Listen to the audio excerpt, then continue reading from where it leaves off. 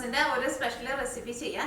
ഞാൻ കഴിഞ്ഞ ദിവസം ക്രിസ്മസിന്റെ ഒരു സ്പെഷ്യൽ റെസിപ്പി ആയിട്ട് 5 സ്റ്റാർ ചിക്കൻ റോസ്റ്റിന്റെ ഒരു വീഡിയോ അപ്ലോഡ് ചെയ്തിട്ടുണ്ടായിരുന്നു. അത് നിങ്ങൾ ക്രിസ്മസിന് ട്രൈ ചെയ്ത് നോക്കാൻ വേണ്ടിയിട്ട് മറക്കരുത്. അത് നല്ല ടേസ്റ്റ് ഉള്ള ഒരു കറിയാണത്. ഇന്ന് ഉണ്ടാക്കുന്നത് അതേപോലത്തെ തന്നെയാണ്. ഇന്ന് ഉണ്ടാക്കുന്നത് ബീഫ് ചില്ലിയാണ് ഉണ്ടാക്കുന്നത്. ഇതും നല്ല വെറൈറ്റി ആയിട്ടുള്ള നല്ല ടേസ്റ്റ് ഉള്ള ഒരു റെസിപ്പിയാണത്. അപ്പോൾ ഇത് നിങ്ങൾ ക്രിസ്മസിന് ട്രൈ ചെയ്ത് നോക്കാൻ വേണ്ടിയിട്ട് മറക്കരുത്.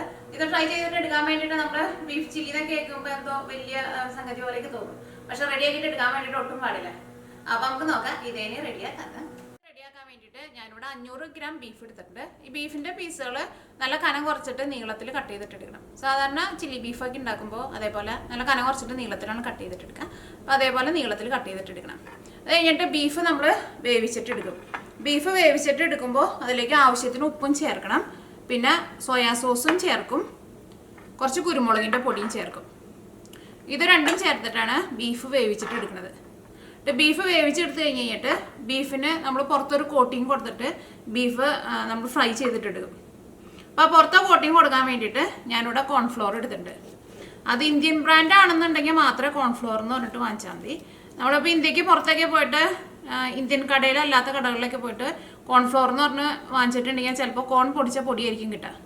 അപ്പോൾ അങ്ങനത്തെ കടകളിലേക്ക് ചെല്ലുമ്പോൾ കോൺസ്റ്റാർച്ച് എന്ന് പറഞ്ഞിട്ട് വാങ്ങണം.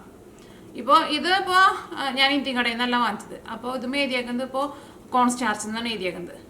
പക്ഷെ നമ്മുടെ ഇന്ത്യയിൽ നിന്ന് തന്നെ ബ്രാൻഡിന്മേക്കും കോൺഫ്ലോർ എന്നായിരിക്കും എഴുതിയിട്ടുണ്ടാവുക. അപ്പോൾ അത് നിങ്ങളൊന്ന് ശ്രദ്ധിച്ചിട്ട് വാങ്ങണം. അപ്പോൾ ഈ കോൺഫ്ലോറും ചേർക്കണം, പിന്നെ സോയാ സോസും വേണം, ചില്ലി സോസും വേണം. ഈ രണ്ട് സോസും ഈ കോൺഫ്ലോറും കൂടിയിട്ട് ഈ വേവിച്ചെടുത്തേക്കണ ബീഫിൽ മിക്സ് ചെയ്തിട്ട് ഈ ബീഫ് നമ്മൾ ഫ്രൈ ചെയ്തിട്ടെടുക്കും. അത് കഴിഞ്ഞിട്ട് ഫ്രൈ ചെയ്തെടുത്തേക്കണ ബീഫിലേക്ക് നമ്മളൊരു മസാല ഉണ്ടാക്കും. ആ മസാല ഉണ്ടാക്കുന്ന സമയത്തും ഇതിലേക്ക് സോയാ സോസും ചേർക്കും, ചില്ലി സോസും ചേർക്കും. പിന്നെ ഞാനിവിടെ ടൊമാറ്റോ സോസ് എടുത്തിട്ടുണ്ട്. ഈ ടൊമാറ്റോ സോസും ചേർക്കും. അപ്പോൾ ലാസ്റ്റ് പറഞ്ഞതിൽ ഈ 3 സോസും ചേർക്കും. ഫസ്റ്റ് ബീഫ് വേവിക്കുന്നതിൽ ഒരു സോസ് ചേർക്കും, രണ്ടാമത്തേൽ ബീഫ് ഫ്രൈ ചെയ്യണതിൽ 2 സോസ് ചേർക്കും, മൂന്നാമത്തേലേക്ക് വരുമ്പോൾ 3 സോസും ചേർക്കും. പിന്നെ അതിലേക്ക് മസാല ഉണ്ടാക്കാൻ വേണ്ടിയിട്ട് ഞാനിവിടെ സവോള എടുത്തിട്ടുണ്ട്. ഞാനിവിടെ ഇതേപോലത്തെ 4 സവോള എടുത്തിട്ടുണ്ട്. അതുപോലെ ഏകദേശം അളവിലെടുക്കുക. ഇത് കുറച്ച് വലിയ പീസായിട്ട് ഈ ക്യൂബ്സ് പോലെ ഇത് കട്ട് ചെയ്തിട്ട് എടുക്കണം. പിന്നെ ഇതേപോലത്തെ വലിയൊരു ക്യാപ്സിക്കം എടുത്തിട്ടുണ്ട്. ക്യാപ്സിക്കം കുറച്ച് വലിയ പീസായിട്ട് കട്ട് ചെയ്തിട്ട് എടുക്കുക. പിന്നെ വെളുത്തുള്ളി ഞാനിവിടെ ഇതേപോലത്തെ വലിയ വെളുത്തുള്ളി ഒരു 6 വലിയ വെളുത്തുള്ളി എടുത്തിട്ടുണ്ട്. ഈ വെളുത്തുള്ളി നല്ല കനം കുറച്ചിട്ട് നീളത്തിൽ കട്ട് ചെയ്തിട്ട് എടുക്കണം. അതേപോലെ തന്നെ ഇഞ്ചി ഞാനിവിടെ ഇതേപോലത്തെ ഒരു വലിയ കഷ്ണം ഇഞ്ചി എടുത്തിട്ടുണ്ട്. ഇതും നല്ല കനം കുറച്ചിട്ട് നീളത്തിൽ കട്ട് ചെയ്തിട്ട് എടുക്കുക. പിന്നെ ഞാനിവിടെ സ്പ്രിംഗ് ഓണിയൻ എടുത്തിട്ടുണ്ട്. ഇതും നല്ല പൊടിയായിട്ട് കട്ട് ചെയ്തിട്ട് എടുക്കുക. ഇത് ഏറ്റവും ലാസ്റ്റ് നമ്മുടെ ചില്ലി ബീഫ് ഗാർണിഷ് ചെയ്യാൻ വേണ്ടിയിട്ട് എടുക്കുക. പിന്നെ ഇതിലേക്ക് എരിവിന് വേണ്ടിയിട്ട് ഞാനിവിടെ ഇതേപോലെ ക്രഷ് ചെയ്തേക്കണ മുളകാണ് എടുത്തേക്കുന്നത്. ഇതേപോലെ ഒന്നല്ലേ നമുക്ക് കടയിൽ നിന്ന് വാങ്ങാൻ വേണ്ടിയിട്ട് കിട്ടും. അല്ലെങ്കിൽ ഉണക്കമുളക് മിക്സിയിൽ ഇട്ടിട്ട് ഒന്ന് കറക്കിയിട്ട് എടുത്താൽ മതി. അപ്പോൾ ഇത്രയ്ക്ക് സാധനങ്ങളാണ് ഇത് റെഡിയാക്കാൻ വേണ്ടിയിട്ട് വേണ്ടത്. അപ്പോൾ ഫസ്റ്റ് എന്ത് ചെയ്യാന്ന് വെച്ചിട്ടുണ്ടെങ്കിൽ ബീഫ് നമുക്ക് വേവിച്ചിട്ട് എടുക്കാം. അപ്പോൾ ബീഫ് വേവിച്ചിട്ട് എടുക്കാൻ വേണ്ടിയിട്ട് കുക്കറിലേക്ക് ബീഫ് ചേർക്കാം. ഇതിലേക്ക് സോയാ സോസ് ചേർക്കാം. സോയാ സോസ് ഞാനിവിടെ 1 ടേബിൾ സ്പൂൺ സോയാ സോസാണ് ചേർക്കുന്നത്. ഈ സോയാ സോസിൽ കിടന്നിട്ട് ബീഫ് കൊണ്ട് വെന്ത് വന്നു കഴിയുമ്പോൾ നല്ലൊരു ടേസ്റ്റ് ഉണ്ടാവും. ഈ സോയാ സോസിന് അത്യാവശ്യം നല്ല ഉപ്പുണ്ട്. അപ്പോൾ ഇതിലേക്ക് നമുക്ക് ഒരു പൊടിക്ക് ഉപ്പ് മാത്രം ചേർത്താൽ മതി. എന്നിട്ട് ബീഫ് വെന്ത് കഴിഞ്ഞിട്ട് പിന്നെ ടേസ്റ്റ് നോക്കിയിട്ട് പിന്നെ വേണമെന്നുണ്ടെങ്കിൽ മാത്രം ചേർത്താൽ മതി. ഇതിലേക്ക് 1/2 ടീസ്പൂൺ കുരുമുളകിൻ്റെ പൊടിയും ചേർക്കാം. ഇതിലേക്ക് ഉപ്പ് ചേർക്കാം. ഉപ്പ് ചേർക്കുമ്പോൾ സൂക്ഷിച്ച് ചേർക്കാം. ഇതെല്ലാം കൂടിയിട്ടൊന്ന് മിക്സ് ചെയ്യാം.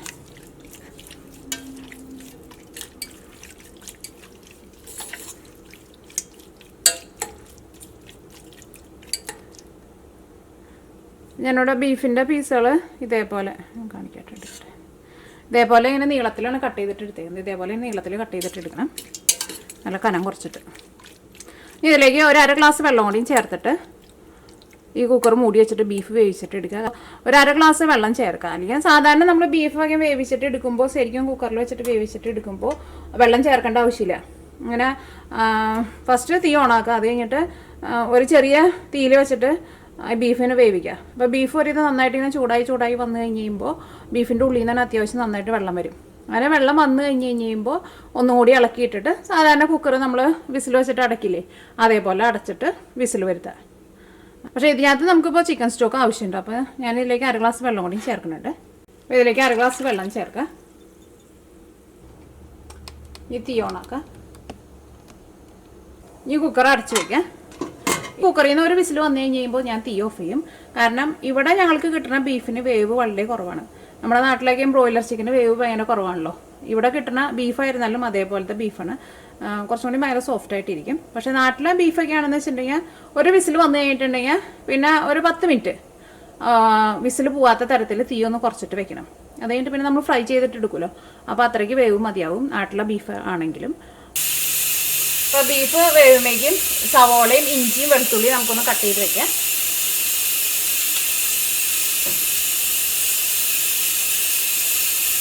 സവോള കട്ട് ചെയ്യുമ്പോൾ ഇതേപോലെ ഇങ്ങനെ കുറച്ച് വലുതായിട്ട് ഇങ്ങനെ കട്ട് ചെയ്യാം.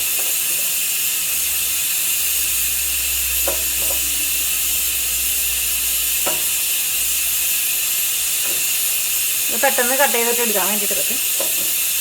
അത് ചൂടായി കഴിഞ്ഞ് കഴിയുമ്പോൾ ഇതിങ്ങനെ അല്ലി പോലെ അങ്ങനെ അടർന്നു പോകുന്നുള്ളൂ.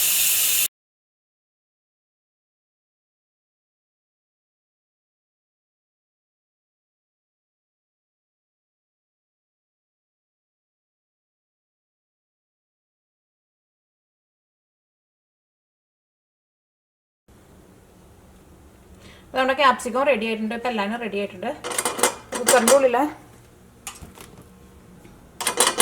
ഉള്ളിൽ ആവി മുഴുവനും പോയിട്ടുണ്ട്. നമുക്ക് കുക്കറൊന്ന് തുറന്ന് നോക്കാം. ഇപ്പോൾ ബീഫ് വെന്തിട്ടുണ്ട്. ഇനി ഇതിൽ നിന്ന് ഈ ബീഫ് മാത്രം എടുത്താൽ മതി. ഈ ബീഫ് മാത്രം എടുത്തിട്ടാണ് നമ്മൾ ഫ്രൈ ചെയ്യാൻ വേണ്ടിയിട്ട് പോണത്. പിന്നെ ഇതിനകത്തുള്ള ഈ വെള്ളം ഉണ്ടല്ലോ, ഈ വെള്ളം നമ്മൾ മാറ്റി വയ്ക്കണം. അത് നമ്മൾ ലാസ്റ്റ് ഈ മസാലയ്ക്ക് ഇടുന്ന സമയത്ത് ഈ ബീഫിൻ്റെ സ്റ്റോക്ക്, സാധാരണ നമ്മൾ ചിക്കൻ സ്റ്റോക്ക് എന്നൊക്കെ പറയില്ല, അതേപോലെ തന്നെ ഈ ബീഫിൻ്റെ ഈ വെള്ളം, ഇതിനെ നമുക്ക് ബീഫ് സ്റ്റോക്ക് എന്ന് പറയാം. ഇത് നമുക്ക് ലാസ്റ്റ് ചേർക്കാം. അപ്പോൾ ഈ ബീഫ് നമുക്ക് ഇതിനൊരു കോട്ടിങ് കൊടുത്തിട്ട് ഈ ബീഫിനെ വറുത്തിട്ടെടുക്കുക. ഈ ബീഫിന് കോട്ടിങ് കൊടുക്കാൻ വേണ്ടിയിട്ട് ഈ വേവിച്ചെടുത്തേക്കുന്ന ബീഫ് വേറൊരു പാത്രത്തിലേക്ക് പകർത്താം. ഇതിലേക്ക് കോൺഫ്ലോർ ചേർക്കുക. കോൺഫ്ലോറിൻ്റെ അളവ് എങ്ങനെയെന്ന് വെച്ചിട്ടുണ്ടെങ്കിൽ ഈ ബീഫിന് അത്യാവശ്യം ഒരു തിക്ക് കോട്ടിങ് വേണം. അപ്പോൾ അതനുസരിച്ചിട്ട് കോൺഫ്ലോർ ചേർത്ത് കൊടുക്കുക.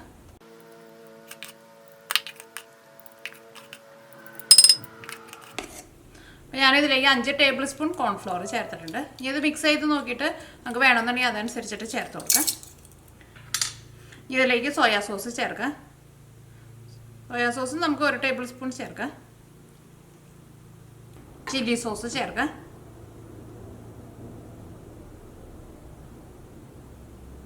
ചില്ലി സോസ് ഞാനിതിലേക്ക് 1 ടേബിൾ സ്പൂണാണ് ചേർത്തേക്കുന്നത്. ഇതെല്ലാം കൂടിയിട്ടൊന്ന് മിക്സ് ചെയ്യാം.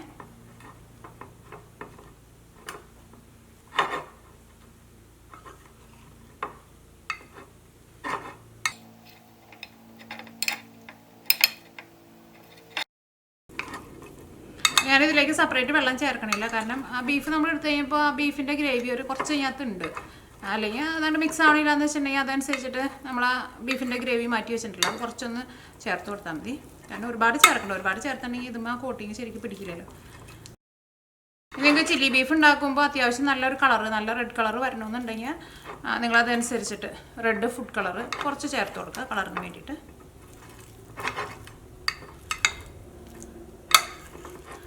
അപ്പോൾ ബീഫിന് അത്യാവശ്യം നല്ലൊരു കോട്ടിങ് കിട്ടിയിട്ടുണ്ട്. ഇനി ഇത് നമുക്ക് ഫ്രൈ ചെയ്തിട്ടെടുക്കാം. ഇനി ബീഫ് ഫ്രൈ ചെയ്തെടുക്കാൻ വേണ്ടിയിട്ട് ഒരു പാൻ വെച്ചിട്ട് ചൂടാക്കുക. അതിലേക്ക് ആവശ്യത്തിന് ഓയിൽ ചേർക്കുക. ഇപ്പോൾ ഓയിൽ നന്നായിട്ട് ചൂടായിട്ടുണ്ട്. ഇനി ഇതിലേക്ക് ബീഫ് വറുക്കാൻ വേണ്ടിയിട്ട് ചേർക്കുക. അങ്ങനെ കൈ കൊണ്ട് ഇങ്ങനെ ഓരോ പീസായിട്ട് ഇങ്ങനെ എടുത്തിട്ടാൽ മതി. കാരണം അല്ലെങ്കിൽ എല്ലാം കൂടിയിട്ട് ഇങ്ങനെ കട്ട പിടിച്ച പോലെ ഇരിക്കും.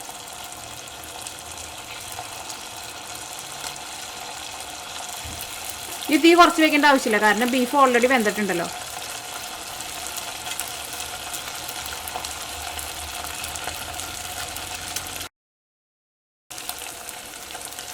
ഇതിങ്ങനെ നിങ്ങൾ ഇടുമ്പോൾ നേരം കൂടുതൽ എടുക്കേണ്ടതെന്ന് വെച്ചിട്ടുണ്ടെങ്കിൽ തീ പതുക്കെ ഒന്ന് കുറച്ച് വെച്ചിട്ടോ, അല്ലെങ്കിൽ ഏറ്റവും ഇടുന്നതൊക്കെ കരിഞ്ഞു പോകും. അപ്പോൾ നിങ്ങൾക്ക് കൂടുതൽ വേണമെന്ന് വെച്ചിട്ടുണ്ടെങ്കിൽ ഇതിൻ്റെ ഡബിൾ ക്വാണ്ടിറ്റി, എല്ലാവരും ഡബിൾ ക്വാണ്ടിറ്റി എടുത്തിട്ട് റെഡിയാക്കിയിട്ട് എടുത്താൽ മതി.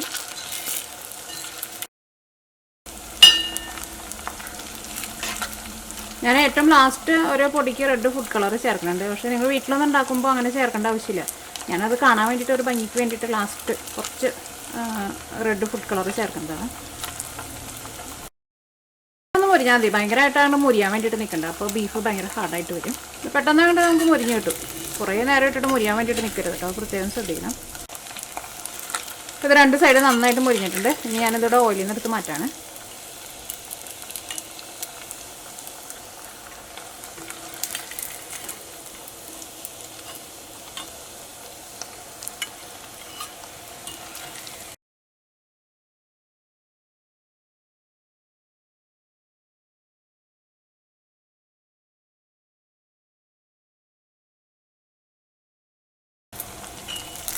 നമ്മുടെ രണ്ടാമത്തെ ട്രിപ്പ് ബീഫും റെഡി ആയിട്ടുണ്ട്. അപ്പോൾ ഇനി ഈ സെയിം ഓയിലിൽ തന്നെ നമുക്ക് ഇതിലേക്കുള്ള സവാള ഇട്ടിട്ടുള്ള മസാല ഉണ്ടല്ലോ, അത് റെഡിയാക്കിയിട്ട് എടുക്കുക. അപ്പോൾ ഇത്രയ്ക്ക് ഓയിൽ നമുക്ക് ആവശ്യമില്ലല്ലോ, ഇതിനകത്ത് കുറച്ച് ഓയിലെടുത്ത് മാറ്റാം. പിന്നെ ഇതേപോലെ സാധനങ്ങളൊക്കെ ഉണ്ടാക്കുമ്പോൾ കുറച്ച് ഓയിൽ വേണം, അല്ലെങ്കിൽ ഭയങ്കര ഡ്രൈ ആയിട്ടിരിക്കും.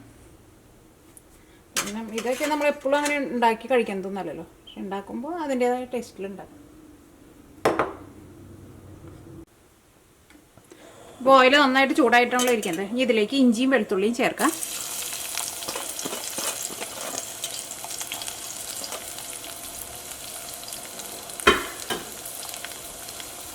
ഉണക്കമുളക് ക്രഷ് ചെയ്തും ചേർക്കാം. നമ്മുടെ എരിവിനനുസരിച്ചിട്ട് ചേർത്ത് കൊടുക്കാം, അതിന് കറക്റ്റായിട്ടൊരു അളവില്ല.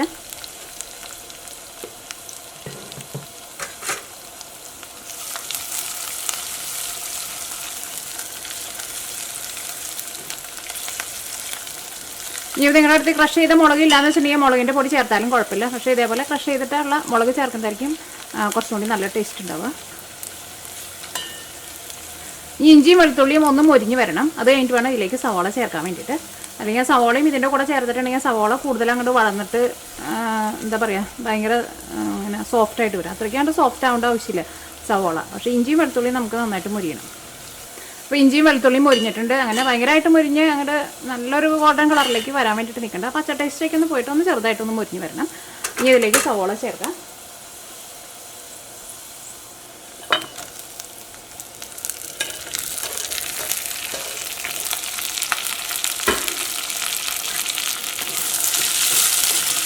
തീ കുറച്ച് വയ്ക്കേണ്ട ആവശ്യമില്ല, തീ കൂട്ടി തന്നെ വയ്ക്കുക.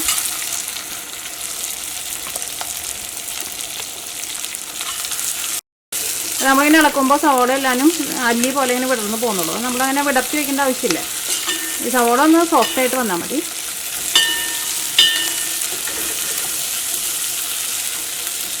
ഇതിലേക്ക് നമുക്ക് ആ 3 ടൈപ്പ് സോസ് ചേർക്കണമല്ലോ, ആ 3 ടൈപ്പ് സോസ് ചേർക്കാം. ചില്ലി സോസ് ചേർക്കാം.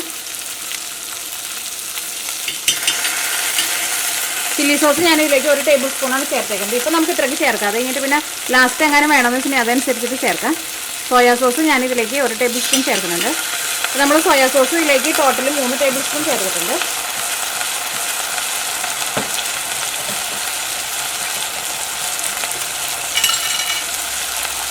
ഇനി ഇതിലേക്ക് ടൊമാറ്റോ സോസ് ചേർക്കാം.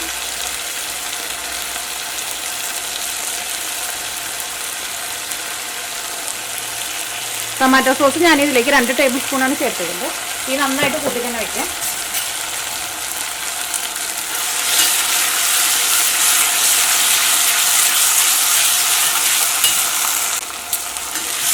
ഇനി ഞാനിതിലേക്ക് കളറിന് വേണ്ടിയിട്ട് കുറച്ച് റെഡ് ഫുഡ് കളർ ചേർക്കുന്നുണ്ട്. അത് നിങ്ങൾക്ക് വേണമെന്നുണ്ടെങ്കിൽ മാത്രം ചേർത്താൽ മതി. ഞാനിപ്പോൾ ഇത് ഷോയ്ക്ക് ആയതുകൊണ്ട് മാത്രമാണ്, ഒരു കളർഫുള്ളായിട്ട് കാണാൻ വേണ്ടിയിട്ട് മാത്രമാണ് ചേർക്കുന്നത്. അല്ലെങ്കിൽ ചേർത്തില്ല എന്ന് വെച്ചിട്ട് ഒരു കുഴപ്പമില്ല.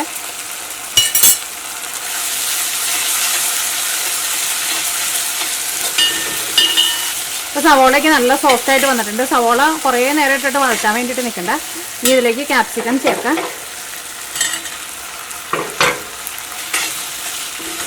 ഇതിലേക്ക് നമ്മൾ ബീഫ് വേവിച്ചിട്ടുള്ള വെള്ളം ഉണ്ടല്ലോ, അത് ചേർക്കാം.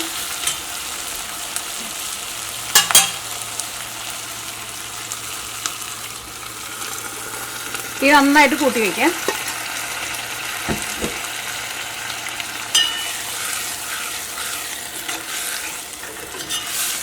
ഇതൊന്ന് തിളച്ച് കഴിഞ്ഞിട്ട് വേണം ഇതിലേക്ക് നമുക്ക് നമ്മൾ വറുത്ത് വെച്ചേക്കണ ബീഫ് ചേർക്കാൻ വേണ്ടിയിട്ട്. അപ്പോൾ ഇത് തിളയ്ക്കാൻ വേണ്ടിയിട്ട് വെയിറ്റ് ചെയ്യാം. ഇനി ഞാനിവിടെ 1 ടീസ്പൂൺ കോൺഫ്ലോർ കുറച്ച് വെള്ളത്തിൽ കലക്കിയിട്ട് ഇതിലേക്ക് മിക്സ് ചെയ്യുന്നുണ്ട്. അപ്പോൾ ഇത് ഒന്നും കൂടി നല്ല തിക്കായിട്ടൊന്ന് വരും. അപ്പോൾ ഇതിലേക്ക് കുറച്ച് വെള്ളം ചേർക്കാം.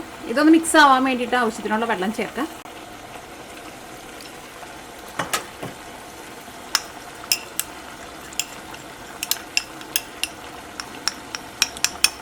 ഇനി ഇതിലേക്ക് ചേർക്കാം. ഇത് ചേർത്ത വഴിക്ക് തന്നെ ഇതാണ്ട് ഒന്ന് തിക്കായിട്ട് വരും. അത് തിക്കായിട്ട് വരാൻ വേണ്ടിയിട്ടാണ് നമ്മളങ്ങനെ ചേർക്കുന്നത്. തീ നന്നായിട്ട് കൂട്ടി തന്നെ വയ്ക്കാം. ഇതൊന്ന് തിളച്ച് കഴിഞ്ഞ് കഴിയുമ്പോൾ ഇതിലേക്ക് നമ്മൾ വറുത്ത് വെച്ചേക്കണ ബീഫ് ചേർക്കണം. ഇപ്പോൾ ഇതിനകത്ത് അധികം ഗ്രേവി അധികം ഉണ്ടായിരുന്നില്ല, അപ്പോൾ അതുകൊണ്ടാണ് ഞാൻ ഇതിലേക്ക് 1 ടീസ്പൂൺ ചേർത്തത്. ഇനിയിപ്പോൾ നിങ്ങളങ്ങനെ എടുക്കുമ്പോൾ ഇതിനകത്ത് ഈ വെള്ളം കൂടുതൽ പോലെ ഉണ്ടെന്ന് വെച്ചിട്ടുണ്ടെങ്കിൽ അതനുസരിച്ചിട്ട് കുറച്ച് കൂടുതൽ കോൺഫ്ലവർ ചേർക്കണം. നല്ല ഒരുപാട് ചേർക്കണ്ട, കാരണം ഇത് ചേർത്ത വഴിക്ക് തന്നെ അങ്ങോട്ട് തിക്കാവും. മാക്സിമം കൂടി പോയിട്ടുണ്ടെങ്കിൽ ഒരു 1.5 ടീസ്പൂണൊക്കെ ചേർത്താൽ മതി. കാരണം ഇതിപ്പോൾ തിളച്ച് തുടങ്ങിയപ്പോൾ ഇത് തിക്കായിട്ട് വന്നതുണ്ട്. ഇനി ഇതിലേക്ക് വറുത്ത് വെച്ചേക്കണം ബീഫ് ചേർക്കാം.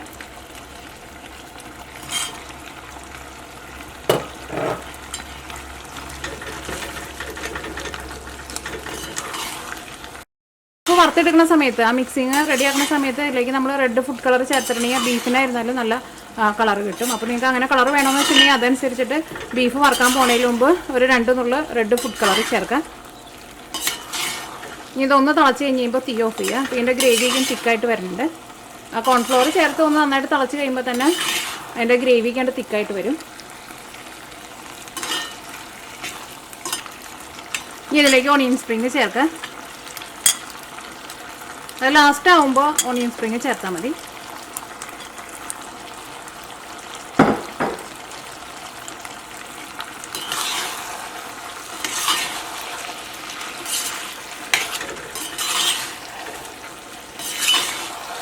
ഇതിലേക്ക് ഉപ്പിൻ്റെ ഒന്നും ആവശ്യം ഉണ്ടാവില്ല. ഇതിനകത്ത് കറക്റ്റ് ടേസ്റ്റായിട്ട് വന്നിട്ടുണ്ട് ഉപ്പ്. കാരണം ഇതിലേക്ക് നമ്മൾ സോയാ സോസൊക്കെ ചേർത്തിട്ടുണ്ടല്ലോ. അപ്പോൾ നമുക്ക് ഉപ്പ് വേണമെന്നുണ്ടെങ്കിൽ നിങ്ങളതനുസരിച്ചിട്ട് ഉപ്പ് ചേർത്ത് കൊടുക്കാം. അപ്പോൾ ഇതിൻ്റെ ഗ്രേവിയൊക്കെയും ചെറുതായിട്ടൊന്ന് തിക്കായിട്ട് വന്നിട്ടുണ്ട്. ഒരുപാട് അങ്ങനെ തിക്കായിട്ട് ഇരിക്കേണ്ട, ചെറുതായിട്ടൊരു കൊഴുപ്പ് പോലെ ഇങ്ങനെ ഇരിക്കണം. ഈ തീ ഓഫ് ചെയ്യാം. നമ്മുടെ ബീഫ് ചില്ലി റെഡി ആയിട്ടുണ്ട്.